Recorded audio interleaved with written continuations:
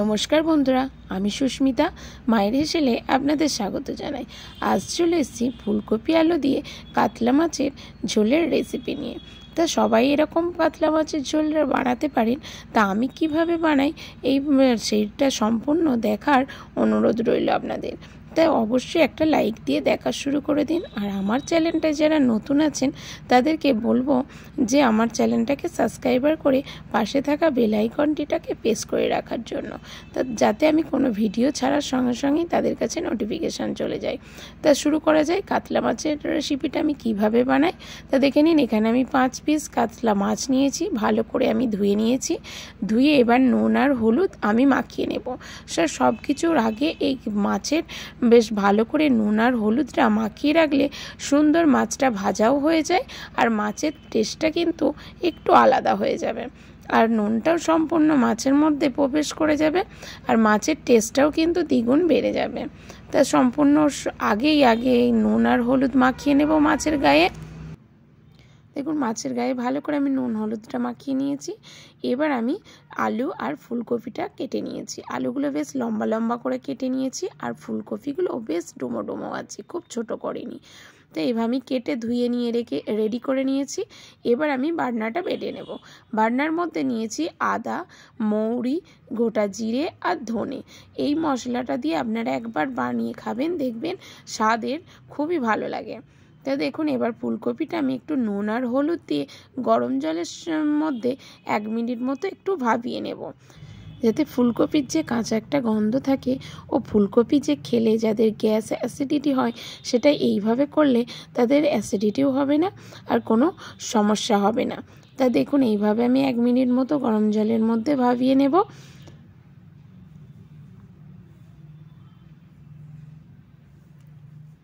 দেখুন সুন্দরভাবে আমার ফুলকপিটা ভাবানো হয়ে গেছে। এবার আমি আলাদা পাত্রে তুলে নেব।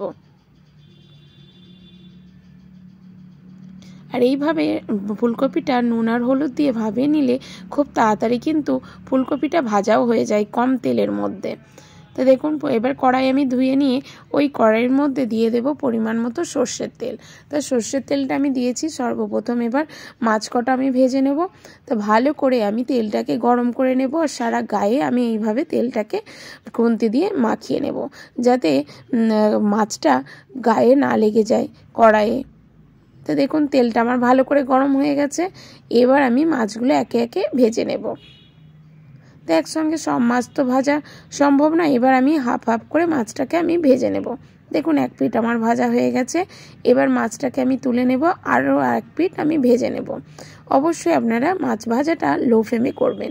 হাই ফ্লেমে করলে মাছটা কি হবে, ভালোভাবে পুড়ে যাবে গায়ে, কিন্তু ভিতরে কাঁচা থেকে যাবে।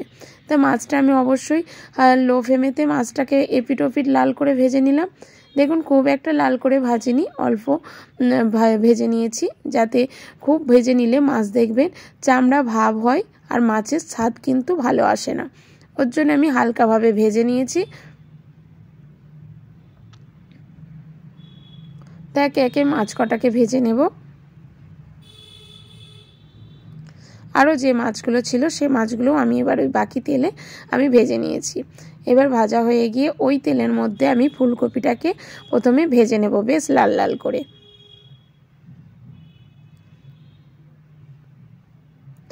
দেখুন ফুলকপিটাও আমার বেশ লাল লাল করে ভাজা হয়ে গেছে। এবার ফুলকপিটাকেও আমি তুলে নেব।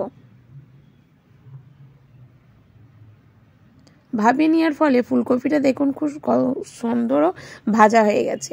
এবার আমি কড়াইয়ে অল্প একটু সর্ষের তেল দিয়ে আলুটা নুন আর হলুদ দিয়ে আমি একটু ভেজে নেব।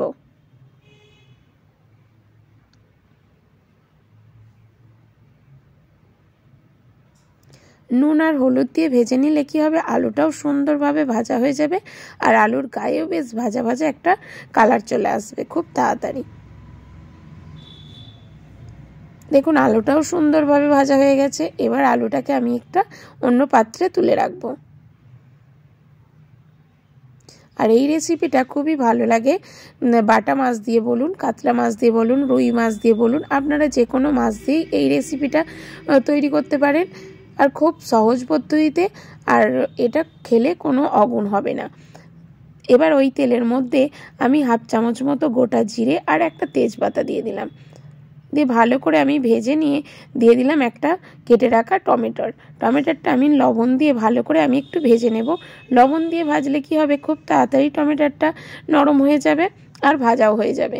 আমি এখানে কিন্তু কোনো শুকনো লঙ্কা ব্যবহার করিনি, এখানে সম্পূর্ণ রান্নাটা আমার হবে কাঁচা লঙ্কাতে।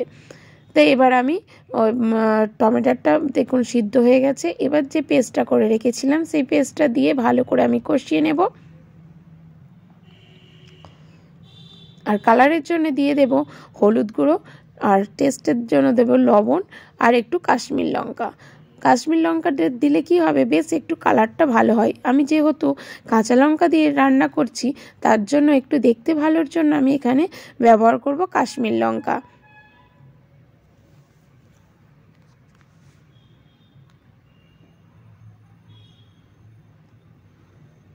দেখুন আমি এবার কাশ্মীর লঙ্কাটা দিয়ে একটু অল্প জল দিয়ে ভালো করে আমি মশলাটা কষিয়ে নেব।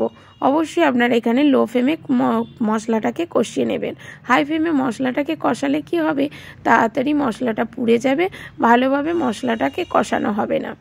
যে কোনো রান্নায় আপনারা দেখবেন হাতে টাইম নিয়ে করবেন, দেখবেন যে কোনো রান্নায় আপনাদের খুবই সুস্বাদু হবে।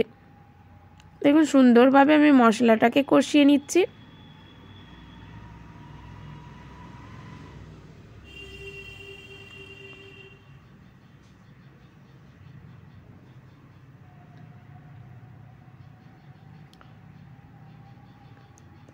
সুন্দরভাবে মশলাটাকে কষিয়ে নিতে হবে।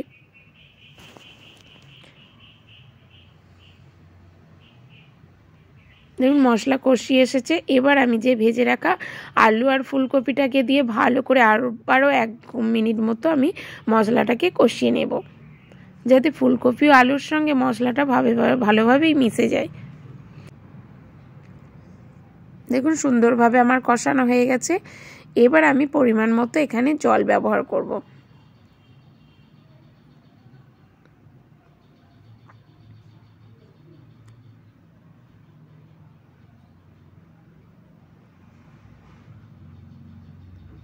যে কোনো রান্নায় দেখবেন মশলাটাকে ভালো করে কষিয়ে নিলে তার স্বাদ কিন্তু সাধারণ থেকে অসাধারণ হয়ে যায়।